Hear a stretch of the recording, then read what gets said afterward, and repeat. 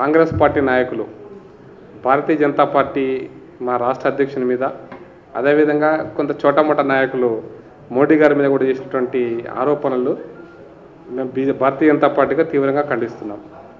నిన్న కాంగ్రెస్ నాయకుడు మొన్న నాంపల్లి శాసనసభ నుంచి ఎన్నికల్లో పోటీ చేసినటువంటి ఫిరోజ్ ఖాన్ నిన్న ఒక అసలు విషయాన్ని బయట పెట్టేసినాడు. నిన్న అసలు రంగేంద్ర ఆయన మొన్నటి దాకా ఫిరోజ్ ఖాన్ అంటేనే ఎంఐఎంకు వ్యతిరేకం, ఓవైసీకి వ్యతిరేకంగా పోరాటం చేస్తాడు.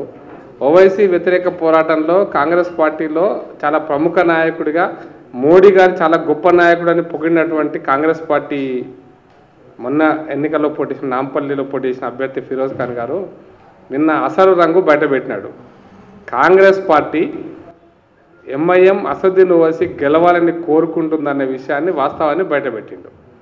దీంతో అర్థమైపోతుంది తెలంగాణ రాష్ట్రంలో ఎంఐఎం పార్టీ కాంగ్రెస్ పార్టీ ఈ రెండు కలిసి ఏ విధంగా తెలంగాణ ప్రజలను హింసకు గురి చేసినాయో గత 4 దశాబ్దాల కాలంగా మనకు అర్థమవుతూనే ఉంది. ఇప్పుడు ఇంకా బయటపడింది కూడా.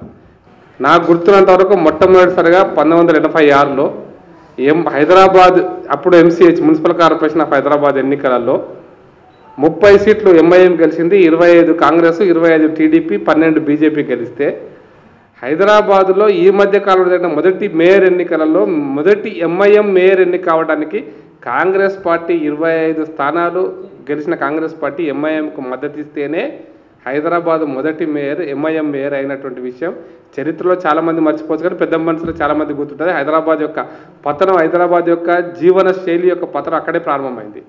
ఎంఐఎం మొదటి మేయర్గా హైదరాబాద్ను మొదలు బ్రష్ పట్టించారు. ఆ తర్వాత 3 సంవత్సరాల తర్వాత టీడీపీ సపోర్ట్ ఇస్తే మళ్ళీ ఎంఐఎం మేయర్ కొనసాగినాడు.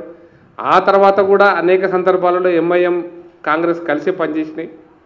నిన్న మొన్న కాంగ్రెస్ బీజేపీకి బి టీం లేదా బీజేపీకి సి టీం అని, బీజేపీకి బీఆర్ఎస్ బి టీం, బీఆర్ఎస్కు ఎంఐఎం సి టీం అని రాహుల్ గాంధీ లాంటి జాతీయ నాయకులు కూడా మిడిమిడి జ్ఞానంతో అవగాహన రాహిత్యంతో మాట్లాడినటువంటి అనేక సంఘటనలు మీకు తెలిసిన విషయాలు అనేక సందర్భాల్లో మాట్లాడినారు.